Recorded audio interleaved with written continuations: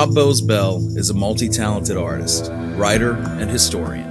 His illustrated Life and Times books, which I love, cover the lives of well-known historical figures like Billy the Kid, Wyatt Earp, Doc Holliday, and Wild Bill.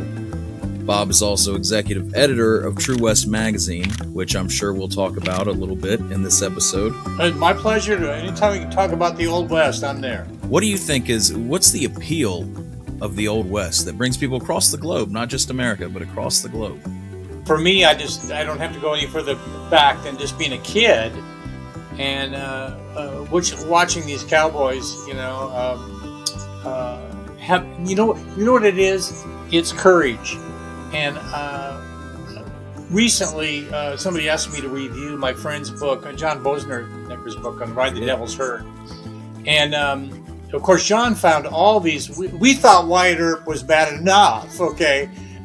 When I was a young man and just starting out in this, we found out, he might have been a pimp, It's like, and two researchers, Frank Waters and John Gilcrease, they discovered Wyatt Earp's second wife's autopsy report, where she confessed Wyatt Earp ruined my life, and she died of a drug overdose, from laudanum.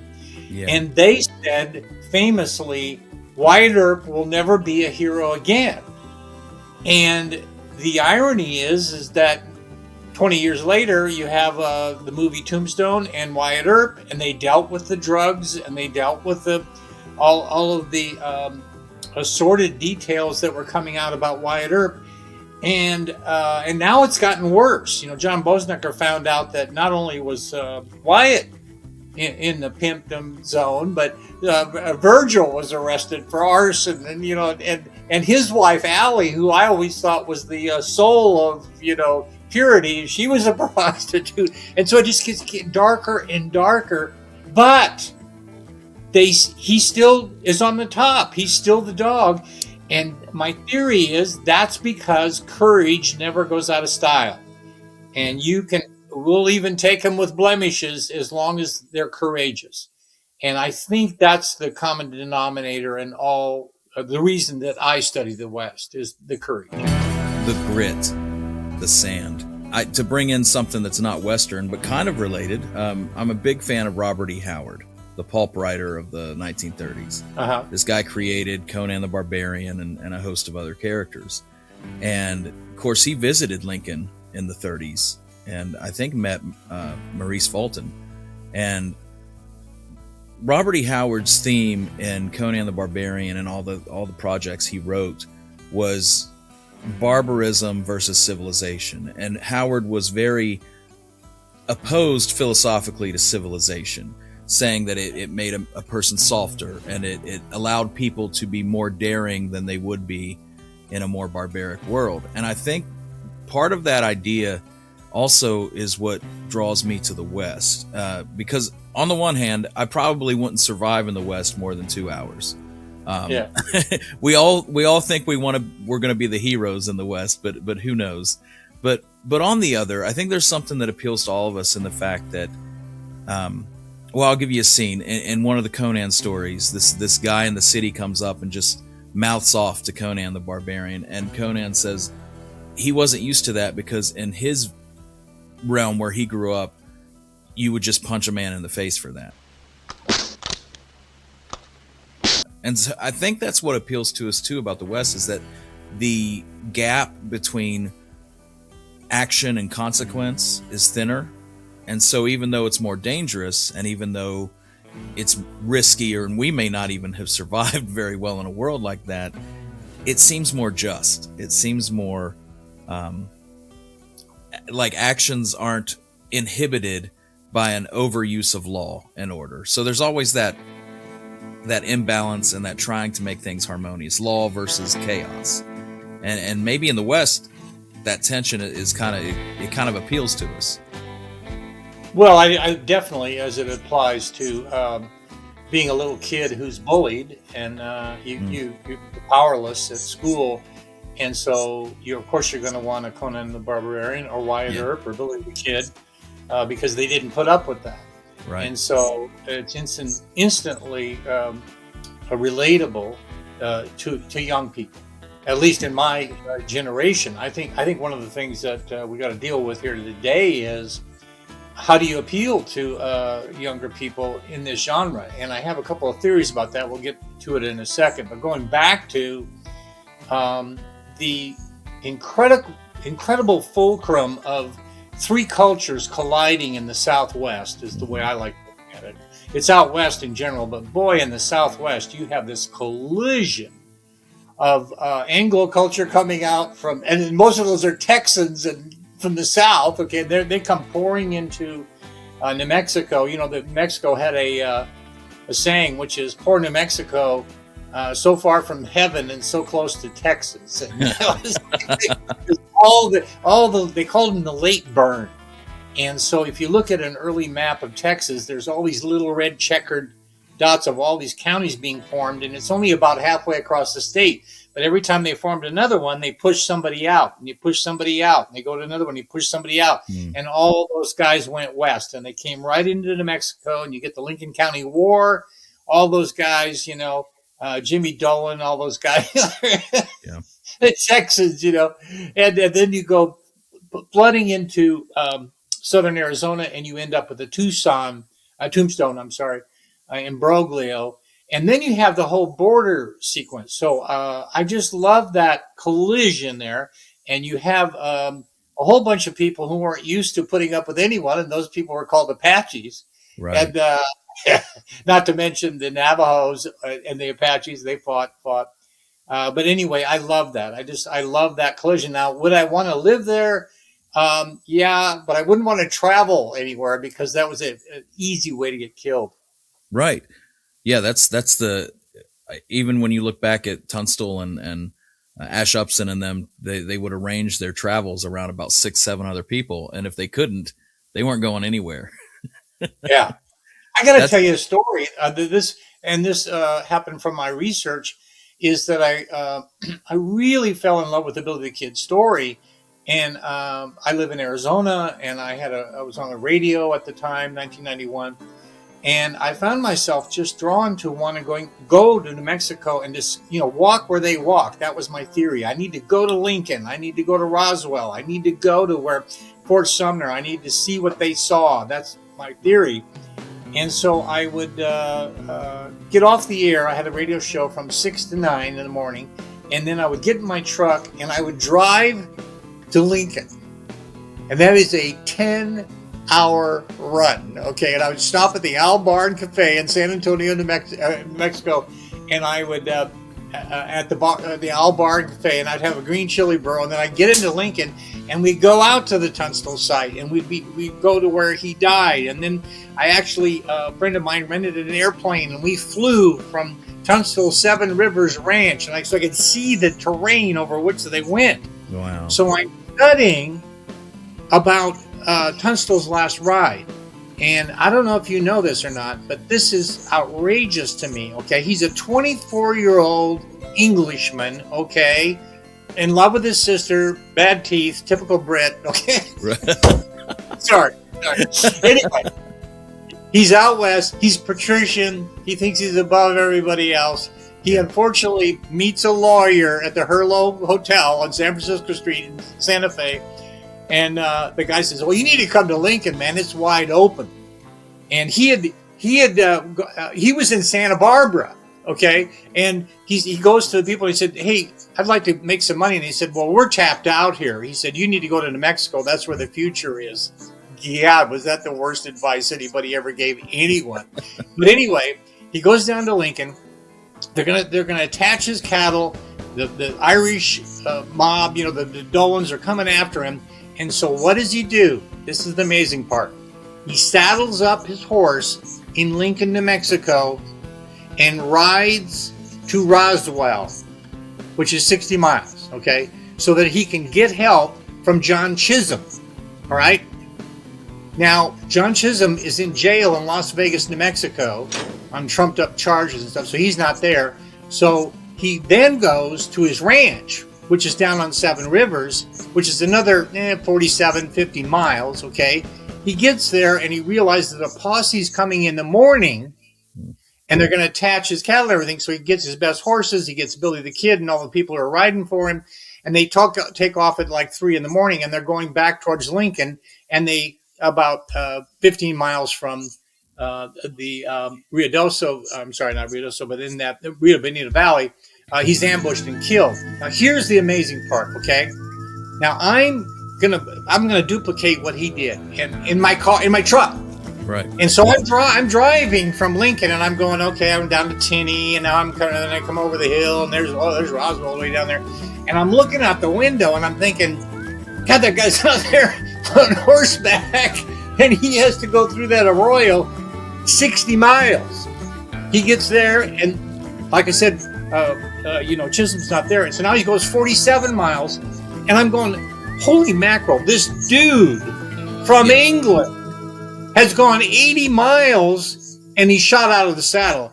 And so I'm thinking, I don't understand that distance. And so I call my Kingman cowboy cousin.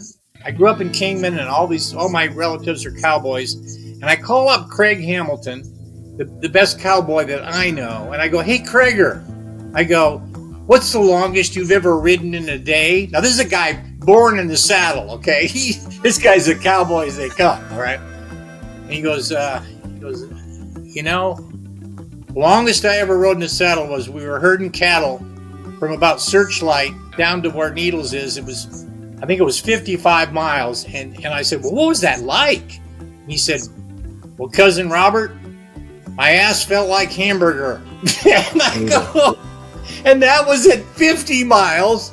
And this dude went almost twice that. What the hell? That's what gets me. I love that stuff. And you got to give it to Tunstall. I mean, he was a beacon of civilization, but he really proved a lot with that ride. It's incredible. It's incredible. And I think, too, Tunstall is a perfect example of the tension between civilization and the frontier, because he and McSween, but mainly him, really trusted that the law would settle things. And he thought, if I can just win on the side of the law, then I can drive Murphy and Dolan out of town. Everything will be fine. And I'll be the one.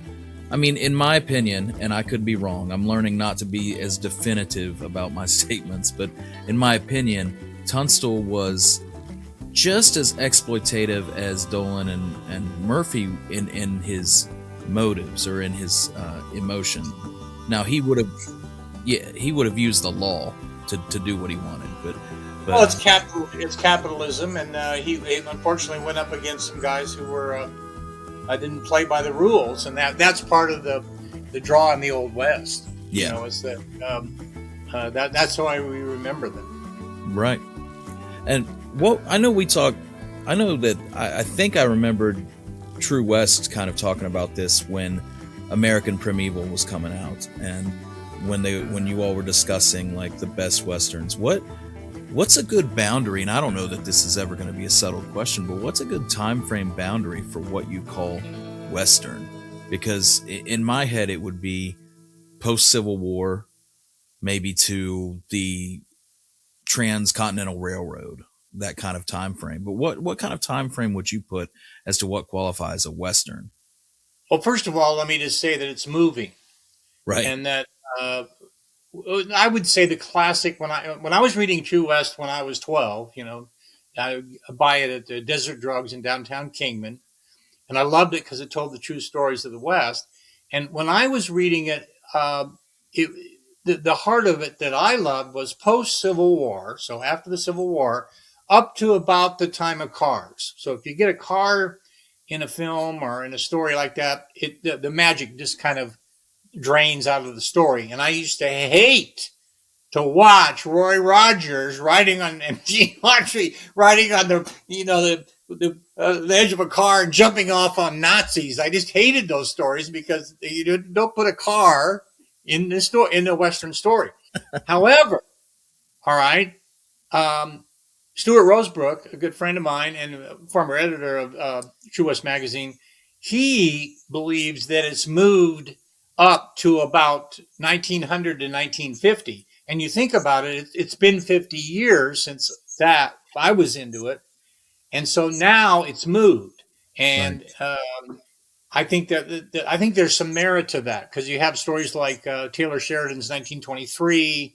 You know, you have a Last Picture Show. You know, that's far enough back now to where it seems like Old West. Yeah. And so that's a big argument we have. In fact, we the new issue of True West, which is just landing in subscribers' mailboxes now, is The Father of the Mother Road. How do we get into the story of Route 66? Well, I believe you get there by Lieutenant Beale, who came out on the Camel Corps in 1857 and established the wagon road, which eventually became Route 66. And that's a great place to put things in. But then do you bring it up to the 1950s with Right. Jugs Ice Free?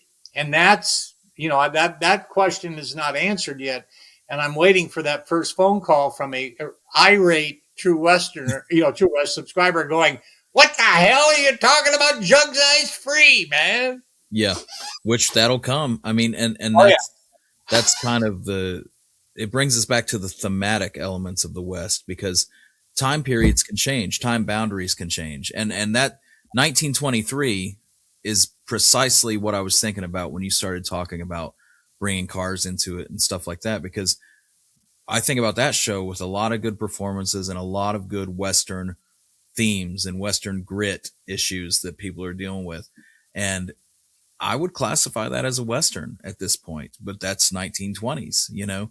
And so, yeah, I think that timeline is moving as we move, and maybe we will start. And of course, there are modern Westerns too that, you know, are classified as quote modern Westerns and kind of a subgenre, I would say, but we allow those too. And I think that's kind of a fluid thing as long as those themes are kept in, and those, yeah. like the civilization and bullying and grit and courage. And maybe that's what makes a true Western. Aside from Wyatt Earp, which I think is on all of our top 5 lists, what are some of your favorite Western stories? Don't even have to be like historically based, but you know, just Western legends, Western stories, books, movies. What would be in like your tops? Well, I really am enamored of the Northfield, Minnesota raid by Jesse James and what happened after that, the aftermath. And about a year ago, I flew to Kansas City, and Mark Lee Gardner, the author and historian, met me there. And I'd never been to Missouri, really. I'd been through it, you know, on Route 66. Yeah. It just kind of tips the corner there. And so I asked Mark if he would take me on a tour. And so we got off the plane, went right to Jesse James Farm, and we went from there all over the state and ended up in St. Joe, where, of course, Billy the Kid. Jesse James was shot dead by one of his own gang members. And I really got a wonderful feeling of those killer kids. I think of them as killer kids. We did a cover story on this about how they were just kids, you know. They're 15 years old and they're all got weapons and they're killing people. And what do 15-year-old kids do? Well, they cut heads off, put them on other heads. They pull on their pants and cut other things off, put them in their mouth. You know, just on and on, and this ridiculous, you know, kind of thing. And then they get kicked out of there and they go west. And that's that. The killer kids. It's a nasty, nasty story, but it needs to be told. It is a nasty story, and that's something I'm learning the more I read about Jesse James, is because for the longest time I would just brush Jesse James off. The guy's a sociopath. He's just a vicious murderer, and yeah, he was a killer for sure.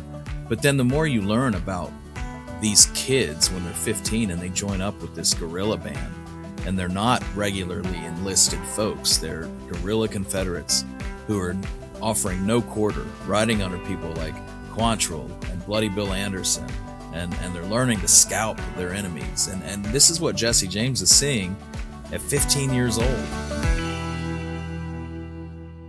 You mentioned Bloody Bill, and they called him the old man. He was 23. Yeah. Yeah. And they would ride in Union uniforms. So they would go to a ranch, a farmhouse, and people were thinking of their union, hey, yeah, God bless you, and then they would just kill them. You know, it's like, It's so brutal, so brutal. Vicious. And it's really bad luck for the people that were just trying to not get killed by whoever showed up, because maybe they were really Southern sympathizers, but these guys are wearing blues, so they're like, yeah, Union, and then it's it for them. So they didn't know what's incredible to me is that, in spite of all of that, Frank James lives, of course, to be an old man, and he sells pebbles off of his brother's grave, yada yada yada. Yeah. And so there is, he's appalled.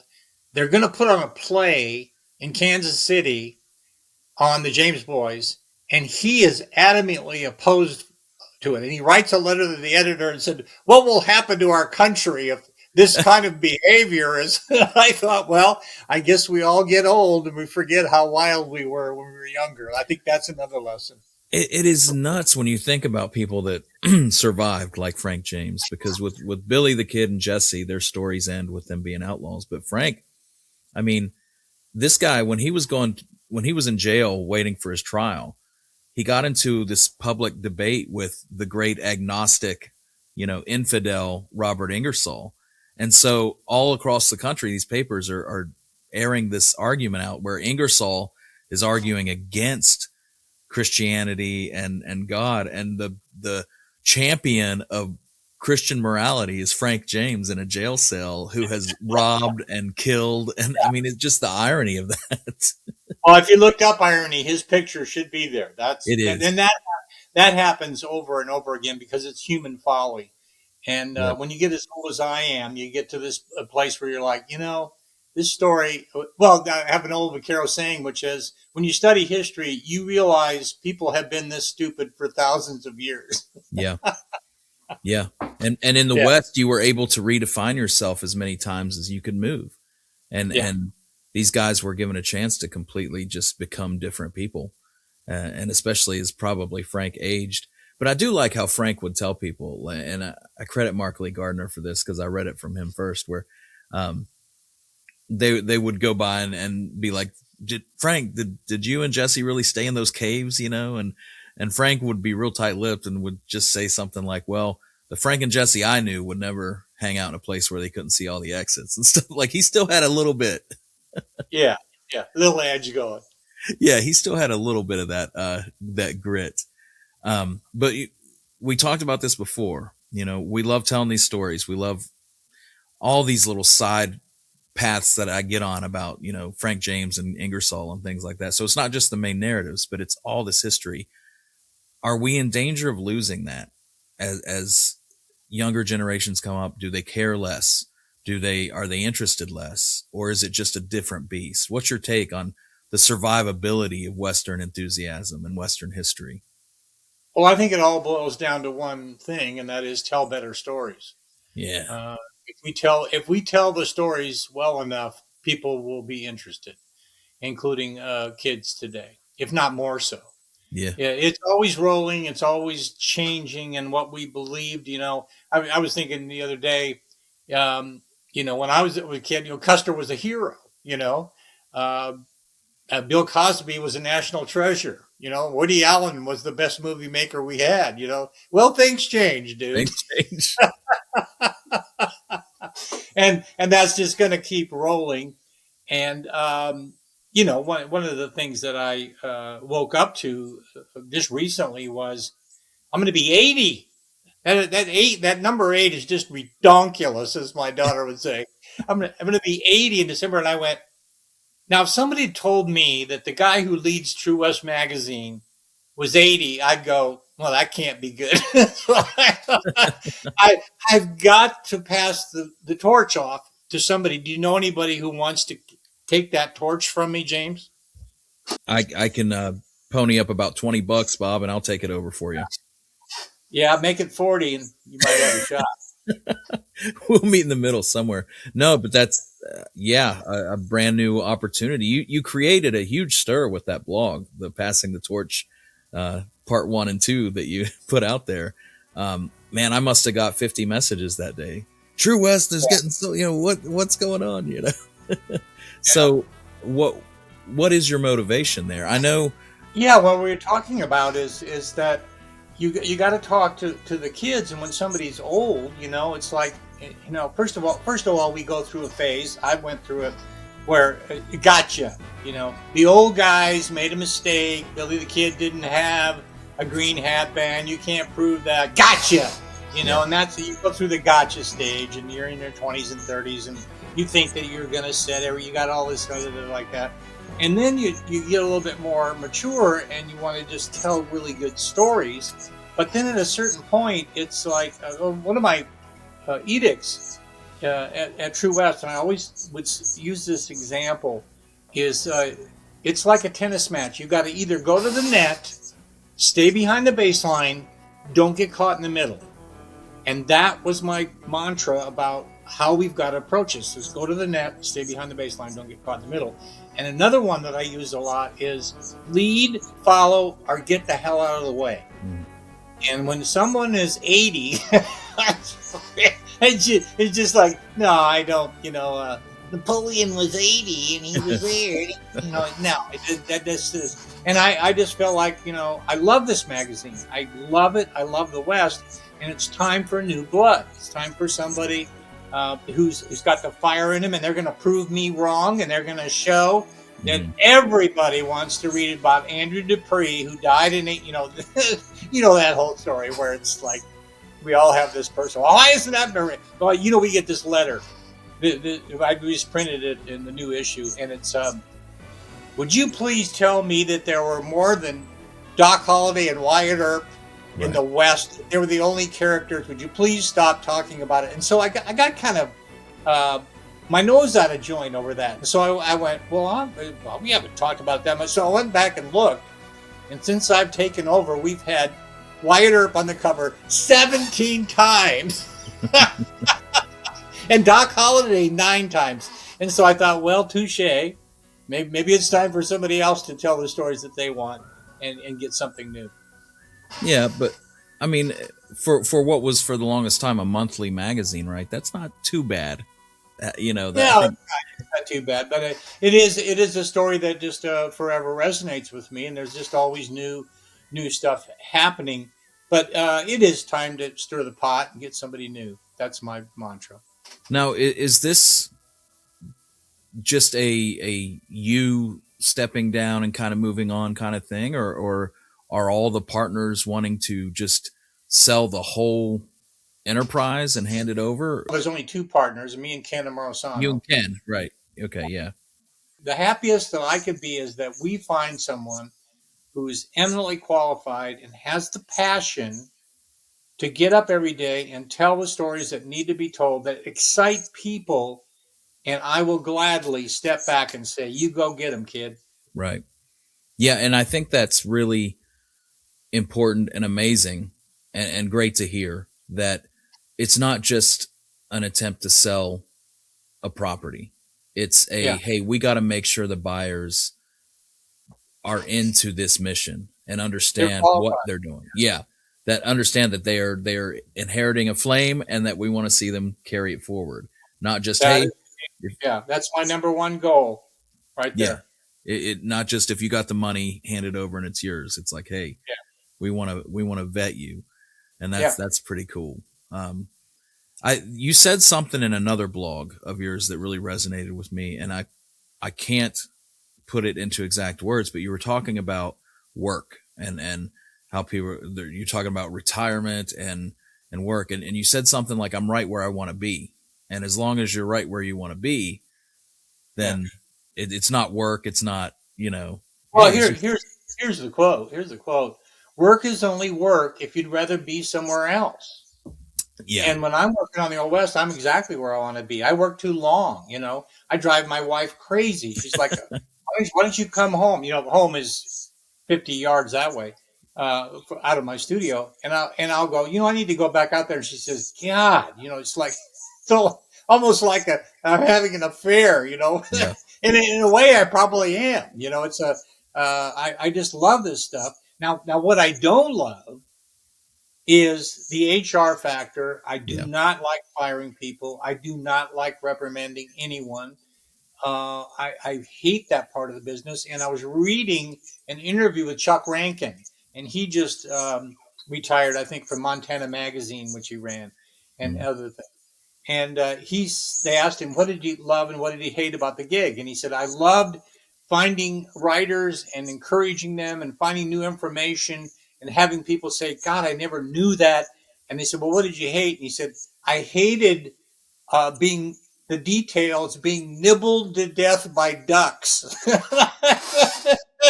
that's it, man. That's the bad part.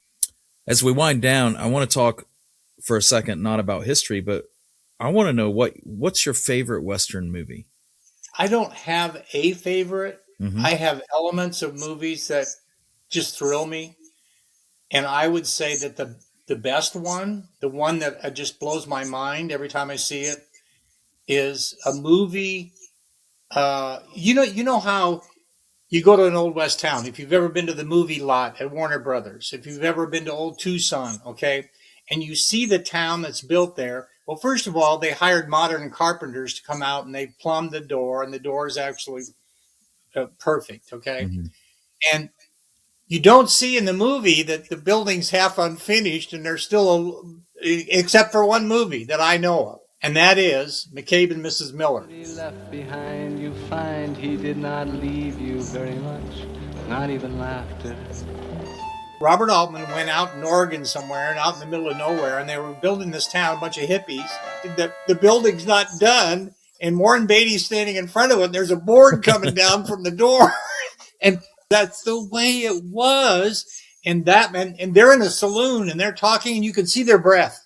Yeah. Because most Westerns are filmed on a sound stage where it's just controlled temperatures. Controlled temperature and everything. And the looseness of that movie is stunning. It's still breathtaking to me. You know, they filmed in a snowstorm, and you're not supposed to do that because 3 days later, all the snow's gone. Right. And you can't film, you know, so they do not film. And anyway, he did that. And then they did this really lame thing where they're putting snow, is in the old days, you know, where they were putting film of snow on top of the thing. It looks really fake. I forgive all of that. That movie is so stunning.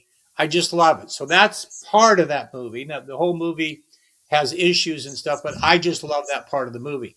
Now, there's other movies like Lonesome Dove, which isn't technically a movie, but the dialogue, you'll never see better Texans represented than Tommy Lee Jones and Robert Duvall doing the Texan. That Tommy Lee Jones, you know how in most movies, somebody will write into a scene. Well, they're on a soundstage, number one, and so the person will come riding in from 5 feet out, and they'll go like this, you know. Hey, did you see that down there? You know. But in Lonesome Dove, Tommy Lee Jones brought his own horse to play the hell bitch, and it's a polo pony. And so when he comes into a scene, he's got a full gallop, and he comes into the scene and just bounce. Now, horse is there, and he goes, "Did you see those guys?" That is worth the price of admission. I just love that. That is a good point. Tearing into the scene. Yeah. Did you ever see? What did you think of Brad Pitt's Jesse James, the assassination of Jesse James? Oh, brilliant. Brilliant. It just, they made a couple of mistakes that they had to keep the right title, you know, the assassination of Jesse James by the coward Robert Ford. And I saw it at a theater out in Scottsdale, and they were mandated to put that on. And I saw it in a theater. In fact, my wife wouldn't go see it because I think it was 3 hours long. Yeah. My wife went in one of the other multiplexes to see something else, and she actually went and saw 2 movies while I'm the only guy in the theater watching Jesse James. But it is a thing of beauty. I think the train robbery is absolutely brilliant. That their ability to carry that, and it was filmed in Canada. Now that's normally a big turnoff to me. Sure. They did the new Billy the Kid show, and here's the Antrim wagon train going from Wichita to New Mexico, and there's alpine peaks, and I'm just like, I hate that. But in Jesse James, they pulled it off. I think they really, that's a very it deserves a lot more respect than it gets. Yeah, if I had to give a favorite Western, that would be it. I love the pacing, the cinematography. It's just a work of art. One scene that really just jerks my heartstrings is when Jesse grabs Bob Ford by the neck and he has that knife out and he's saying, like, you know, why you get to wondering why all your friends are dead who were such valiant men, and people like you are still here. And it's like that gets to the heart of something there that just moves me. Yeah, who is that? Ron Evans wrote Casey Affleck or no, that wrote the book. Ron Hansen. Ron Hansen, yeah. I was at a Old West Awards when he was there, and I got to say 2 words to him, you know, that kind of thing. And I just praised his words are so great, and they kept that. They have the narrator who kept a lot of his text. Yeah, that narrator is so effective in that. Yeah. Ride with the Devil. Have you ever seen that? Well, Ride with the Devil is good. I like that a lot. Yeah. That's a good Quantrill-esque movie. Yeah. But yeah, I like those slow-paced westerns. And then as we see these new westerns come in, like well, it's not a movie, but American Primeval, that miniseries on Netflix, it does kind of give you hope that things will catch on with the new generation. And then the new Billy the Kid show, a lot of people got into Billy the Kid with that. Yeah. It's just the writing for me. The actors were great. Yeah. The sets were nice, you know, the issues of geography, but the sets were high production value. But man, the story. Yeah. Well, and I need to kind of gloss by this, but I have to say that what Kevin Jarre did with Tombstone, the original script, is absolutely magnificent. Here's the backstory. So I'm in Tombstone with my friends, and we're at the Crystal Palace, and and Bob McCubbin's there, and Jeff Morey, and Alan Barra, and Casey T. Fertiller, and all these, John Bosnecker, and we're yucking it up and having a good time. And we go back to the Tombstone boarding house, and Jeff Morey was the historical consultant for Kevin Jarre for the movie. And the movie, this is 1993, May, they're going to start filming in June. And so he says to me, Jeff Morey says, "Hey, I've got the script for Tombstone if you want to read it." And I said, "Great. Can I look at it tomorrow?" Because I was, you know, my IQ was up about 100 degrees. And so he said, "I'm leaving in the morning. If you're going to read it, you got to read it now." And I went, "Oh, crap. Okay, give it to me." And so I went to my room. I open it up. I read a page. I read 2 pages. I get 10 pages in. At about the 15-page mark, I look up to myself and I go, if they filmed this will be the greatest Western on Wyatt Earp ever filmed. It's so brilliant, okay? And of course, as you know, they fired him and they turned it into an action, and we'll never know now, at least. I think if somebody took that script and went and filmed it as it was written, that would be the greatest Western, certainly on Wyatt Earp ever done. That's one of the things, you know, everybody loves Tombstone. It's a fun movie. And the quotability of that movie. There's so many. That's Kevin Jarre. Jarre. He has even more genius where Wyatt Earp goes to Restless Park. It's up in the Chiricahuas. It's a real place. And one of the old timers said that he went there one time. There was I think 1,000 campfires everywhere. And it was all these lawless people up there in this campground. Kevin Jarre takes that scene and he has Wyatt Earp come riding in where Curly Bill is and all this big settlement. And his horse has been stolen, which really happened to him in real life. And he has this confrontation with Curly Bill, Curly Bill as the historical character. And they have this interchange, and Wyatt Earp says, "Hey, take it easy on my brother down in Tombstone. He's the city marshal now." And he said he would, and he said, "We're going to get along fine." That is a brilliant, brilliant scene to show you how close they were, because there's a fine line between catching an outlaw and becoming one. Yeah. And that scene says that with capital letters. And looking back, it's one of those misfortunes of cinema history to think of what could have been, even though Tombstone's great, but to think of the original vision, it could have been something quite different. But I really appreciate you coming on, Bob. I appreciate every time you give me an hour of your time so graciously to talk Western stuff. And you're always welcome back, and anything you need from me, just holler.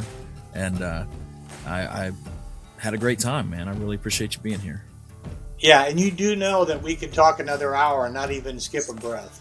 Yep, that's always the challenge. That's the challenge. Yeah. And rein it in. Rein it in. It's always like, hey, come back next week.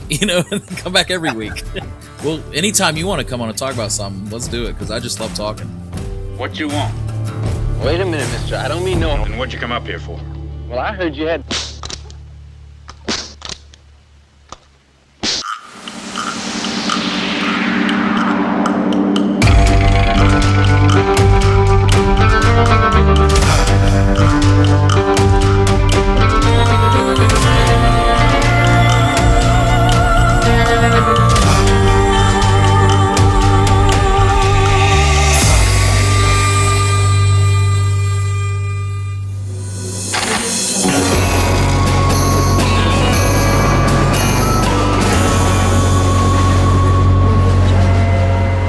Sit, Ubu, sit.